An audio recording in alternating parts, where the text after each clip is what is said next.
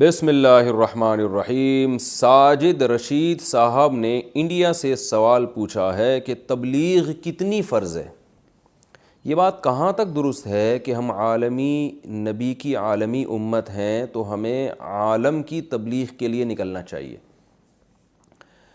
دیکھیں، اس میں تو دو رائے نہیں ہو سکتی کہ ہمارے نبی بھی عالمی نبی تھے، ساری دنیا کے سارے انسانوں کی طرف آپ کو پیغمبر بنا کے بھیجا گیا، اور آپ کے بعد کوئی نیا نبی بھی نہیں آئے گا، تو ظاہر ہے نبی کی جو ذمہ داری تھی وہ من حیث الامہ امت کی طرف ٹرانسفر ہو گئی ہے۔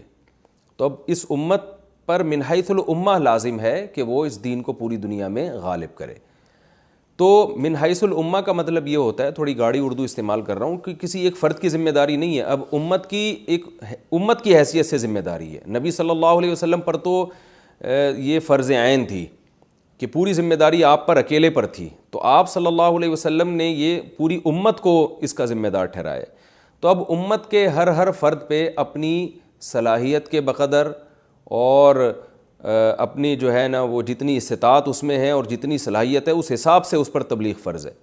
تو ایک درجہ تو تبلیغ کا وہ ہے جو صحیح حدیث میں آپ صلی اللہ علیہ وسلم نے فرمایا، من رأى منکم منکرا فلیغیرہ بیدہ فإن لم يستطع فبلسانه فإن لم يستطع فبقلبه وذلك اضعف الایمان۔ صحیح حدیث ہے کہ جو تم میں سے کسی گناہ کو ہوتے ہوئے دیکھے تو اس پر لازم ہے کہ وہ اسے اپنے ہاتھ سے بدل ڈالے۔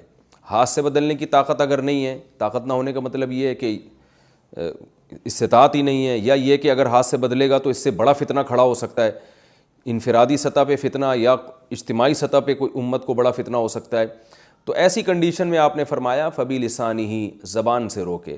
اور اگر بولنے میں بھی فتنہ ہے یا بولنے کی طاقت نہیں ہے، ایسا ری ایکشن ہوگا کہ یہ برداشت نہیں کر سکے گا، یا ری ایکشن تو نہیں ہوگا لیکن اس کی ذات کے لیے تو ری ایکشن نہیں ہوگا، لیکن اجتماعی سطح پہ امت مسلمہ کو کوئی نقصان اس سے ہو سکتا ہے یا مصلحت کے خلاف یہ کام ہو سکتا ہے، تو ایسی صورت میں فرمایا نبی صلی اللہ علیہ وسلم نے فبی قلبہ ہی، اپنے دل سے بدل ڈالے۔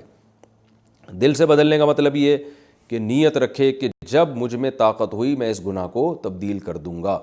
تو اتنا یہ ایمان کا آپ صلی اللہ علیہ وسلم نے آخری درجہ قرار دیا ہے۔ تو اس درجے میں تبلیغ یہ ہر ایک پر فرض عین ہے، اس شرطوں کے ساتھ، جو ترتیب کے ساتھ جو حدیث میں وارد ہوئی ہے کہ کوئی بھی گناہ کو دیکھو تو دل میں یہ خیال آنا چاہیے۔ اچھا، ایک بات یہ۔ دوسری بات یہ ہے، رہا یہ مسئلہ کہ مسلمانوں کی کوئی اجتماعی جماعت اجتماعی سطح پہ یہ کام کرے، تو قرآن مجید نے اس کا بھی تذکرہ کیا، وَلْتَكُمْ مِنْكُمْ أُمَّةٌ يَدْعُونَ إِلَى الْخَيْرِ، تم میں ایک جماعت ایسی ہونی چاہیے جو لوگوں کو خیر کی طرف بلائے۔ تو مسلمانوں کی ایسی تنظیمیں ہونی چاہیے، چاہے وہ تبلیغی جماعت کی صورت میں ہو یا کسی بھی تنظیم کی صورت میں ہو، جو مختلف محاذوں پہ اجتماعی سطح پہ کام کر رہے ہوں، جن کا بنیادی کام ہی لوگوں کو خیر کی طرف بلانا ہو۔ تو ایسی کوئی جماعت کا ہونا بھی ضروری ہے۔ ظاہر ہے جب ایسی جماعت کا ہونا ضروری ہے تو ان کو افرادی قوت بھی چاہیے ہوتی ہے، افراد کے ساتھ افراد کا تعاون بھی چاہیے ہوتا ہے۔ تو اتنے لوگوں کا اس کام میں مشغول ہونا جس سے جو ہے دین دنیا میں پھیلنا شروع ہو جائے، غالب ہونا شروع ہو جائے، تو یہ امت کی ذمہ داری ہے۔ لیکن کسی فرد واحد کو لے کر یہ نہیں کہا جا سکتا کہ اس پر 4 مہینے لگانا فرض ہے، یہ اس پر فلانی تنظیم میں جانا فرض ہے، یہ اس پر یہ والا تبلیغ کا کام فرض ہے، کیونکہ شریعت نے جس چیز کو مبہم اور مجمل رکھا ہے تو ہم بھی اس کو مجمل ہی رکھیں گے۔ ہم عمومی طور پر بیان کریں گے کہ بھئی تبلیغ فرض ہے، بس مسلمانوں پر فرض ہے، آپ پر فرض ہے، آپ پر فرض ہے، آپ پر فرض ہے، کس طرح سے فرض ہے، یہ ڈیٹیل میں جانا یہ بہت مشکل کام ہے۔ یہ ہر ایک کا اللہ سے معاملہ ہے، کس میں کتنی استطاعت ہے اور کس کے پاس کتنے وسائل ہیں، اس کو دیکھ کر ہوگا۔ یہ دوسری بات یہ کہ تبلیغ کا کوئی ایک طریقہ متعین نہیں ہے، بلکہ تبلیغ بہت سارے طریقوں سے ہوتی ہے۔ علماء دلائل کے ذریعے تبلیغ کر رہے ہوتے ہیں، باطل فرقوں کا جواب دے رہے ہوتے ہیں، وہ جو کنفیوژن پھیلا رہے ہیں اس کنفیوژن کو دور کر رہے ہوتے ہیں، اہل باطل جو کنفیوژن کر رہے ہیں، باطل فرقوں کا جواب بھی ہوتا ہے، باطل مذہب کا جواب بھی ہوتا ہے اس میں۔ اب مثال کے طور پر دیکھیں، ڈاکٹر ذاکر نائک نے تو تبلیغ جماعت میں وقت نہیں لگایا، لیکن وہ بھی بہت زبردست تبلیغ کر رہے ہیں۔ لیکن اگر ڈاکٹر ذاکر نائک تبلیغ جماعت کا انکار کریں تو یہ بھی غلط ہوگا، اس لیے کہ تبلیغ جماعت جس طرح سے کام کر رہی ہے اس طرح سے ڈاکٹر ذاکر نائک صاحب نہیں کر رہے، اور حضرت مفتی تقی عثمانی صاحب جس طرح سے تبلیغ کا کام کر رہے ہیں اس طرح سے نہ ڈاکٹر ذاکر نائک کر رہے ہیں، نہ تبلیغ جماعت والے کر رہے ہیں۔ تو ہر آدمی کا اپنا میدان ہے، تو اس لیے دین کے تبلیغ والے جو تبلیغ کے اکابر ہیں ان سے ہم نے خود ہی یہ بات سنی ہے کہ دین کے مختلف شعبے ہیں، تو ان سب شعبوں کو زندہ کرنا ہماری ذمہ داری ہے۔ تو تبلیغ والے بھی کوشش کر رہے ہیں سارے شعبوں کو زندہ کریں، علماء بھی کوشش کر رہے ہیں سارے شعبوں کو زندہ کریں، اور جو دلائل کی دنیا میں مناظرے کر رہے ہیں وہ بھی کوشش کر رہے ہیں. تو ہر ایک کا اپنا اپنا طریقہ ہے، جس کو میں کہتا ہوں پشتو میں اخپل طریقہ ہے ہر ایک کا. تو اس میں کس کے لیے کون سا طریقہ کس وقت سوٹیبل ہے، یہ فیصلہ ہر شخص خود کر سکتا ہے. اور اس میں وہ علماء کے سامنے اپنے آپ کو رکھے، وہ اس کو مشورہ دیں گے، اس کی صلاحیتوں کو دیکھ کر وہ مشورہ دیں گے. تو اس لیے تزکیہ سب پہ فرض ہے کہ اپنی بھی اصلاح کرنی ہے، دوسرے کی اصلاح کی بھی فکر کرنی ہے. کیسے کرنی ہے، کس طرح کرنی ہے، اس کے لیے کوئی متعین طریقہ شریعت نے نہیں بتایا، بلکہ زمانے کے لحاظ سے، حالات کے لحاظ سے ہر شخص کے لیے مختلف ہے. تو لہذا میں لوگوں سے ایک بات کہتا ہوں، میں کیا، علماء یہ بات کہتے ہیں کہ اس بحث میں نہ پڑیں کہ فرض عین ہے، فرض کفایہ، تبلیغ، بلکہ اللہ نے جس کو موقع دیا وہ نکلے اللہ کی راہ میں. جو اس چکر میں پڑے رہتے ہیں نا کہ فرض عین ہے، فرض کفایہ ہے، 4 مہینے لگانا تو فرض عین تو نہیں ہے تو میں کیوں جاؤں، تو بیچارے خیر و برکات سے پیچھے رہ جاتے ہیں. بھائی آپ کو موقع مل رہا ہے، آپ وقت لگائیں تبلیغ میں، 4 مہینے لگائیں، آپ کی زندگی انشاءاللہ بدل جائے گی. پھر دوسرے شعبے ہیں. تبلیغ میں وقت لگانے کا فائدہ یہ ہوتا ہے کہ ایک فکر پیدا ہو جاتی ہے اور اللہ سے تعلق قوی ہو جاتا ہے. تو فرض عین، فرض کفایہ کی فقہی بحث میں پڑے بغیر آپ وقت لگا لیں. دیکھیں کوئی کھانا سامنے رکھا ہوا ہو نا، بڑا صحت اس سے آپ کی بھی اچھی بھی ہو جائے گی اور کھانا بھی مزیدار ہے، بھوک بھی لگ رہی ہے. اب آپ مفتی صاحب کو فون کریں، مفتی صاحب میری بھوک کی یہ کنڈیشن ہے اور میرے باڈی میں ان منرلز کی کمی ہو چکی ہے، اس کے لیے یہ والا کھانا میرے پر فرض عین ہے، فرض کفایہ ہے، یا مستحب ہے، یا صرف جائز ہے. تو مفتی کہے گا بھائی تو کھانا ہے، کھا، فائدہ ہو رہا ہے تو کھا لو بس، ٹھیک ہے نا.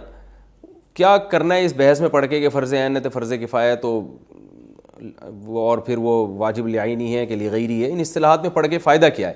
بھوک بھی لگ رہی ہے، کھانا بھی موجود ہے، اور جو باڈی کی جو ریکوائرمنٹ ہے وہ تمام چیزیں اس کھانے میں موجود ہیں، بسم اللہ پڑھ کے کھاؤ، فائدہ ہوگا انشاءاللہ.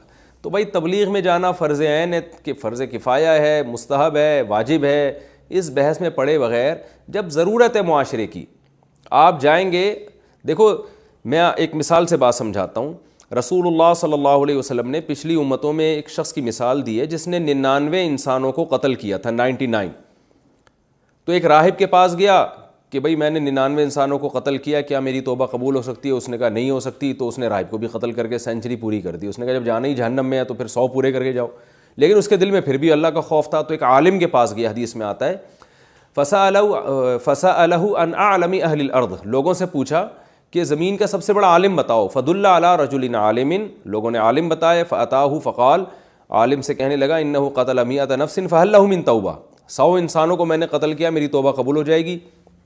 تو وہ عالم واقعی عالم تھے. انہوں نے فرمایا نعم من يحول بینہ وبین التوبہ، تمہارے اور توبہ کے درمیان کون سی چیز حائل ہو سکتی ہے. یعنی انہوں نے اپریشیٹ کیا اس کو.